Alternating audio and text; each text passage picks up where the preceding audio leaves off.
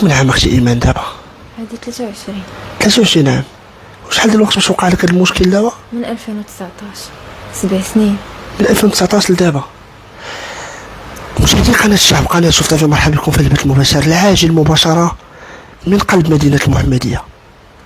القصة اللي غتسمعوا اليوم من بين أكثر القصص مؤثرة.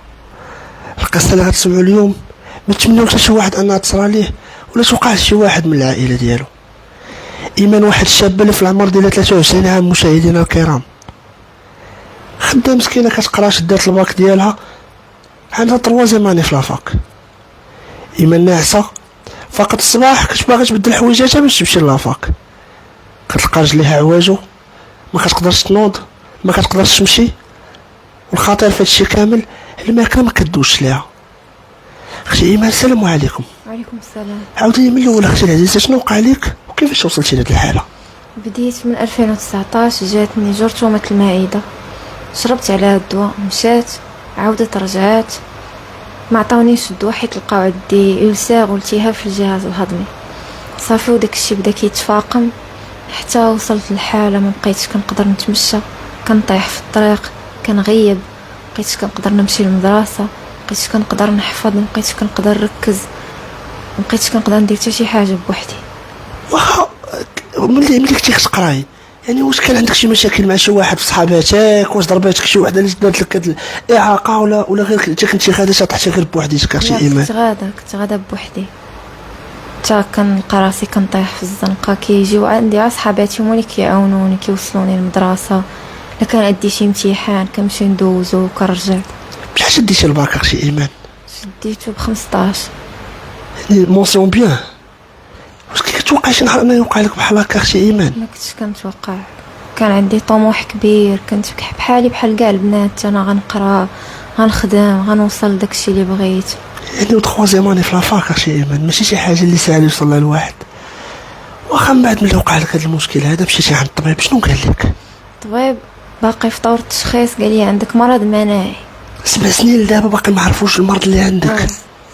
مرض مناعي في طور التشخيص. فيما كنمشي عند الطبيب كيعاود معايا من الاول تحاليل، راديوات، سكانير، صافي ما كنقدرش نكمل بسبب المصاريف.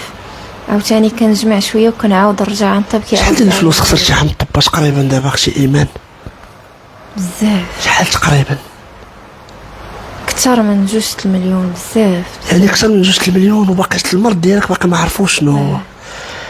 ايمان قلتي ان الماكله ما كتقدريش تاكلي، باش عايشه اش كتاكلي اش كتشربي؟ كنشرب داكشي جاري، ماكله جاريه هي اللي كنقد عليها. الا كليت شي حاجه اكثر من هادشي كنسخف، كنغيب، كنتالم، الوجع، الحريق، اسهال. قلتي انك مابقيتيش قادره تعيشي اختي ايمان، عييتي؟ عييت بزاف. وشكون مقابلك اختي ايمان؟ قابلاني الام ديالي. ماما كاين اللي مقابلك؟ ماما مسكينه مرا كبيره، كيفاش كدير؟ شكون يعني باش ان ما حيلتك، يعني ما حيلتك للدار، شكون اللي مقابلك؟ الدوايات ديالك شحال ديال الدوايات؟ الاخوان الله يرحم الوالدين، هذه رساله بغينا نوجهوها لجميع الناس، كنتمنى انكم تبارطاجيو هذا اللايف. الله يرحم الوالدين، الناس المحمديه بغينا نتعاونوا مع اختنا ايمان، نديروها كبنتنا، نديروها كاختنا. الناس اللي كيسولوا على النمره ديالها انا نقول لكم النمره ديالها دابا الاخوان، فالنمره هي ديال ايمان. اختي الايمان النمره ديالك اختي عافاك 06 29 29 42 42 24 24 77. واخا اختي ايمان حاولت انك تخرجي تقلبي على شي تخدمي ا ديستونس، تلقاي شي حاجه باش تعاوني مع راسك شويه ولا كنت حاولت شي عامين دابا نخدم في سونتر ابل، مشيت دوزت لي زونتروتيان، كنت غنتقبل، ولكن فاش شافوني مريضه تراجعوا. تكرفستي اختي ايمان؟ الاحساس ديالك كنتي كتشوفي راسك انك كنتي شابه طموحه اللي 3 زماني في لافاك ودابا نمشي ما قاداش تمشي اختي العزيزه؟ كنبكي كل ليله، كنبكي، كنشوف راسي غدا وكنضيع، لدرجه كنوصل بيا الحوايج خايبين كنفكر فيهم نديرهم في راسي لهاد الدرجه. واش كتفكري في الموت اختي ايمان؟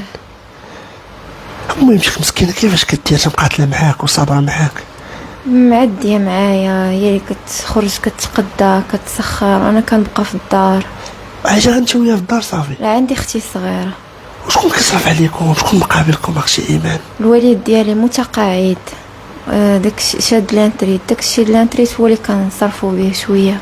لانه كي تنتري شي راجل المليون كتقول لي تقريبا هاد الدويات كاملين دابا شحال تقريبا ديال الدويات كتخسري تقريبا في الشهر؟ شحال كتقامر ديال الدويات في الشهر دابا مؤخرا كناخد الدواء ديال المعده والدويات ديال الناس تقريبا دايرين 500 درهم، 600 500 للشهر. واخا كنشوفوا لي بونكلاز وسميتها بالسكر حتى هو جاك. تا هو جاني السكر النوع الاول. ما كديريش الانسولين غير الدواء واقيلا؟ باقي ما خرجوا لي الانسولين. يعني حتى السكر جاك اختي العزيزه. ايمان المغاربه واش كتقولي لهم اختي؟ الله يرحم بها الوالدين، عافاكم تعاونوا معايا، بارطاجيو الفيديو، وصلوا الصوت ديالي لسيدنا يتكفل بالحاله ديالي، ولا وصلوا الصوت ديالي للمحسنين اللي قدروا يتكفلوا بالحاله ديالي ينقذوني من هذا الوضع اللي انا فيه. راني عييت من 2019 وانا كنعاني من 2019 وكنسمع الهضره عليا من 2019 مقاتله باش نبقى حيه. الله يرحم بها الوالدين لما عاونوني وبارطاجيو الفيديو. واخا اختي ايمان قبل ما تمرضي كانوا عندك شي صحابات؟ كانوا عندي دابا ما بقاوش. علاش؟ كله وشد طريقه، كله وشد حياته، كله دابا راه هو فين. ما قال لك شي واحد؟ لا. تصحاب ما كيفاش كدوزي وقتك؟ شكون كيجي كيسول فيك؟ شكون كيجي كنبقى بوحدي في الدار، الام ديالي كتخرج كتغدى كنبقى في الدار، كان عندي الالم كنبقى كنتشوى النهار كامل، الصهد والحريق حتى كيجي الليل كنشرب الضو كنعس. كيف كديري مع هاد الصهد هذا اختي العزيزه؟ كيفاش عايشه في هاد الصهد هذا والحراره هذه؟ كنعرفوا ان الموت ديال الصهد دابا اختي. تعاونت معايا واحد السيده هي باش شريت فرفاره، مرة لداخل في الجسد ديالها كنتشوى الحريق. كما كتشوفوا معنا مشاهدينا الكرام مباشره من قلب مدينه المحمديه. لحد الان ايمان تا واحد ما عرف المشكل اللي عندها، لحد الان ايمان تا واحد ما عرف، التطبيب ما عرف شنو المرض اللي عندها.